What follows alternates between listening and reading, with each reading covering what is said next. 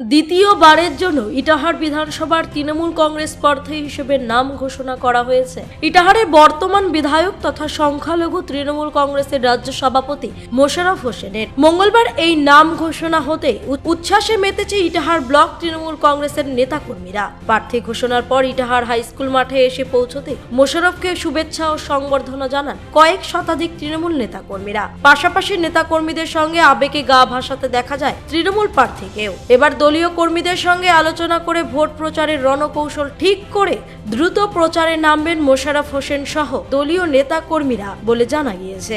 দলীয় তৃণমূল সুপ্রিমো মমতা বন্দ্যোপাধ্যায় ও সর্বভারতীয় তৃণমূল কংগ্রেসের সাধারণ সম্পাদক অভিষেক বন্দ্যোপাধ্যায়কে ধন্যবাদ জানিয়ে ইটাহারের তৃণমূল প্রার্থী মোশাররফ জানান, দল আমার ওপরে দ্বিতীয়বারের জন্য আস্থা ভরসা রেখেছে, তাতে আমি কৃতজ্ঞ। তবে আমি নিজেকে প্রার্থী মনে করি না, আমি নেতা কর্মী ও ইটাহারের সাধারণ মানুষের তৃণমূলের প্রার্থী। দেখুন, নিশ্চয়ই খুশির দিন আজকে, একটা ভালো লাগবে। সভাপতি নেত্রী আমার নেতা এবং নেত্রী আমার উপর ভরসা আস্থা রেখেছে।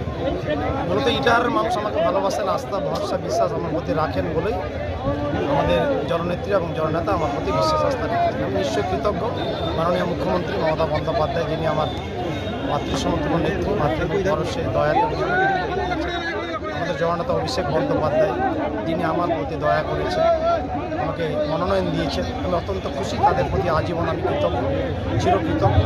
আর ইটাহারের নেতা কর্মী, আমার প্রিয় মানুষজন, তারা সবাই আমার প্রতি যে বারে বারে ভরসা আস্থা আমার প্রতি ভালোবাসা রেখেছে, এই জন্য আমি আমার নেতা কর্মী মানুষজন ইটাহারের জনগণের কাছে আমি কৃতজ্ঞ। কতটা এই বছর লড়াইটা কতটা সহজ বা কতটা কঠিন? বরাবর ইলেকশনকে আমি চ্যালেঞ্জের সুরেই দেখি, চ্যালেঞ্জ হিসাবে রাখি। কিন্তু আমাদের কাছে জনগণের যে উন্নয়ন, মানুষের যে উন্নয়ন মমতা বন্দ্যোপাধ্যায় করেছে, জনগণ, এই দল জনগণের, জনগণ ইটাহারবাসী সবাই মিলে এই দলের প্রতি ভালোবাসা বিশ্বাস আস্থা দেখাবে। তাতে অন্যান্য আমরা সেই হিসাবে অন্যান্য দলগুলোকে তেমন প্রতিদ্বন্দ্বী বা সমকক্ষ আমরা দেখছি না। আমরা চাই সব রাজনৈতিক দল নির্বাচন করুক, আসুক, একটা সৌহার্দ্য সৌভাতৃত্বর একটা পরিবেশ রেখে, গণতান্ত্রিক পরিবেশ রেখে আমরা নির্বাচনে লড়তে চাই, প্রতিযোগিতা করতে চাই, প্রতীকের সাথে আমরা বিশ্বাসী নই।